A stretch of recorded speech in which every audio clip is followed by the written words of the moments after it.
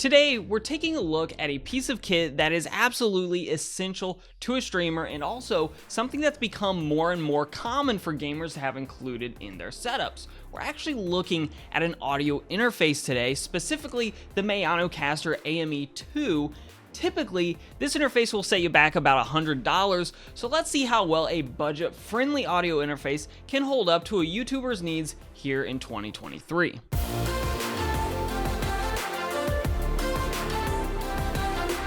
So let's get the specs out of the way right off the bat.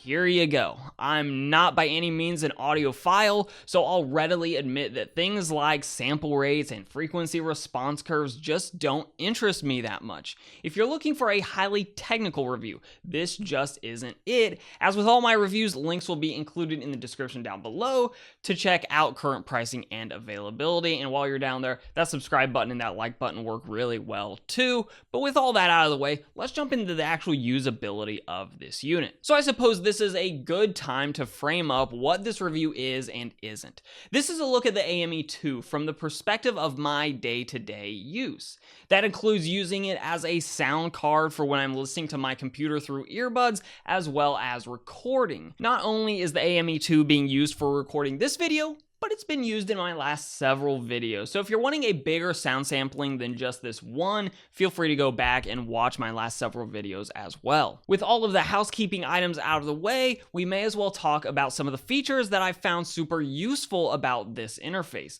I'm coming from the Wave XLR, an audio interface that costs nearly twice as much depending on the pricing of the day, and it features one multifunction knob. All of the audio settings beyond basic volume are handled in Elgato's Wavelink software. Elgato's software is great, but it doesn't stand up to traditional physical controls that many audio interfaces feature. The EQ that I use is a perfect example. When using the Wave XLR, I typically add just a little to the bottom end and remove a little from the high end. It works great in software, but there's an ever so slight hint of delay in the monitoring of my mic of choice when using software to tweak the sound. That's not the case with the AME2. This interface doesn't have super fine controls of the EQ of a mic, just one knob for each the low, mid, and highs. It's enough for my purposes, and monitoring is instantaneous, so that's a big win for the Maonocaster. The most obvious feature of the AME2 is the presence of these two large volume wheels.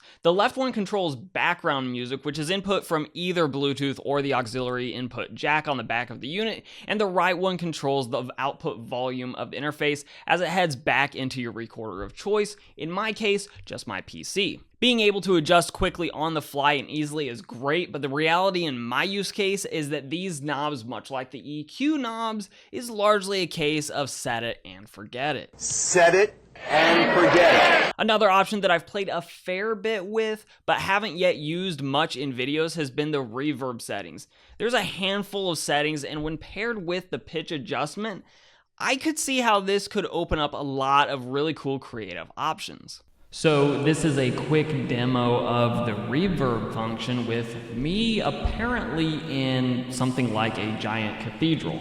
Also, with the pitch function, we can really change what it sounds like. And of course, that's kind of fun. Similarly, the Soundboard is a great feature to have in your bag of tricks as well. The AME2 features 3 buttons that allow for up to a 1-minute sound clip, as well as a loop button, and an additional 8 buttons that can each house 20-second clips. They work as well as you'd hope, but they're not quite perfect. For one thing, you have to record the sounds through the audio interface itself to get them onto the soundboard. This works okay, but it'd be so much easier if the USB-C connection allowed you to simply drag and drop an audio file directly onto the soundboard, and frankly, the quality would likely be a little bit better as well. There's also a slight delay when you push a button. Again, not really a big deal, but you won't be replacing any sort of expletives with a bleep button on the fly because it just isn't quite that responsive. There are a few features that I don't have much use for, but could be great for others depending on your use case. These include auto-tuning, Bluetooth connectivity, and a built-in battery. The latter two features paired together would potentially allow you to operate a podcast on location with very little gear beyond your phone, the AME2, and the microphone you're using. Now, Maono advertises 8 hours of use on a full discharge, something I did not test out for this review, but even if you only get half of that, that's still plenty to likely get you through a full recording session. One feature the AME2 has, but is largely unusable, is the Denoise function. There's 3 settings, high, low, and off, and the problem isn't so much that it doesn't work, it's that it works too aggressively and cuts audio and is too slow to pick back up audio when you start speaking again. In my testing, it would often cut off the first couple of syllables of speech, and if you have an environment with a lot of background noise, it may be worth trying out, but for the most part, it was a no-go for me, and I don't think it's a go for anyone else either. So after using this as my daily driver audio interface for the past several weeks, how exactly do I feel about the Maonocaster AME2? Put simply, it's likely to stay on my desk.